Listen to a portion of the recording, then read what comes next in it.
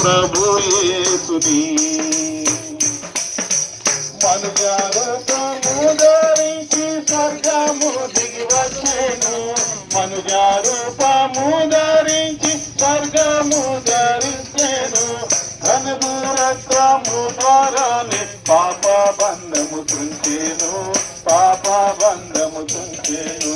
తనదు రక్తము ద్వారానే పాప బంధము తుంచెను, పాప బంధము తుంచెను. సోదరుడా పాప క్షమ చేయుము మా ప్రభు యేసుని.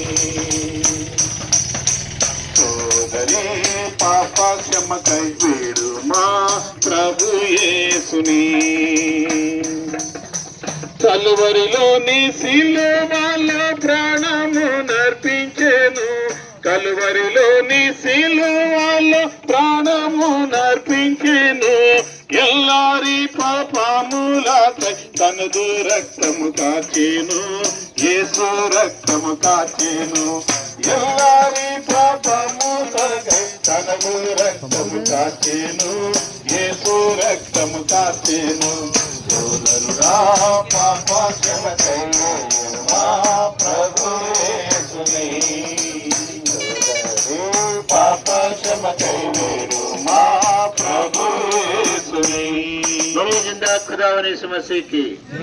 నామంలో శుభములు తెలియజేస్తున్నాం. ప్రజలందరికీ అవసరమైన విలువైనటువంటి ఒక వార్తను మీకు ప్రకటించడానికి వచ్చాం. దాన్ని స్వార్థ అంటాం.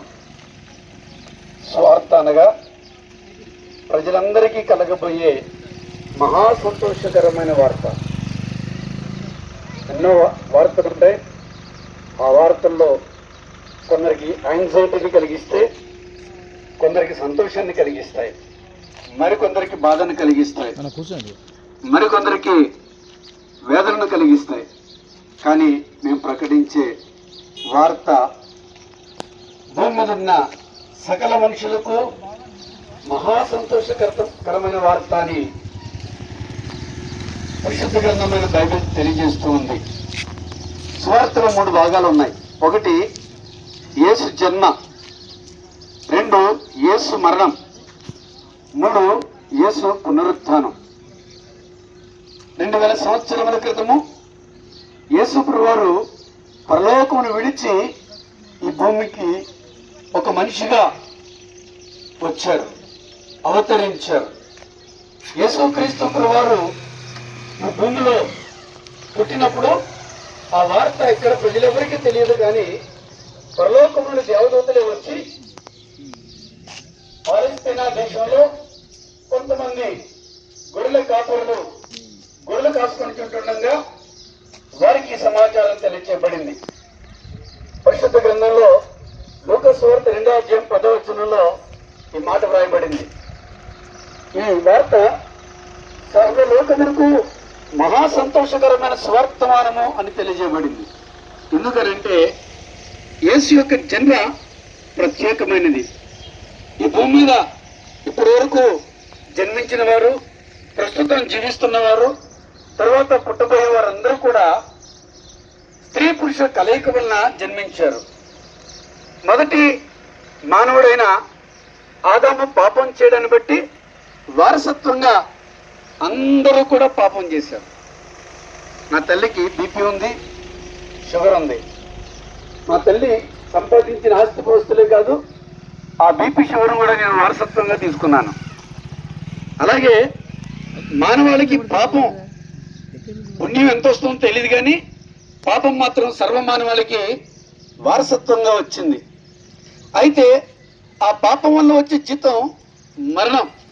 ప్రతి ఒక్కరూ కూడా మరణం నుంచి తప్పించుకోవడానికి ధనాన్ని సంపాదించుకున్నారు, జ్ఞానాన్ని సంపాదించుకున్నారు, డాక్టర్ల దగ్గరికి వెళుతున్నారు, కోట్లు ఖర్చు పెడుతున్నారు, చివరికి ప్రాణాలు కోల్పోతున్నారు. ఎందుకనంటే పాపం వల్ల వచ్చే జీతం మరణం అని చెప్పబడింది. కానీ యేసు యొక్క జన్మ స్త్రీ పురుషుల కలయిక వల్ల కాక, ఒక కన్యక పరిశుద్ధాత్మను వలన గర్భము దాల్చి ఒక చక్కటి పరిశుద్ధమైనటువంటి ఒక శిశువుకు జన్మనిస్తూ వచ్చింది. యేసు యొక్క జన్మలో ప్రత్యేకత ఏంటంటే ఆయన స్త్రీ పురుషుల వల్ల పుట్టక పరిశుద్ధాత్మ వల్ల ఈ లోకంలో జన్మించాడు. ఆయన 33 సంవత్సరాలు ఈ లోకంలో జీవించారు. ఆయన చివరిలో పలికిన మాట ఏంటో తెలుసా?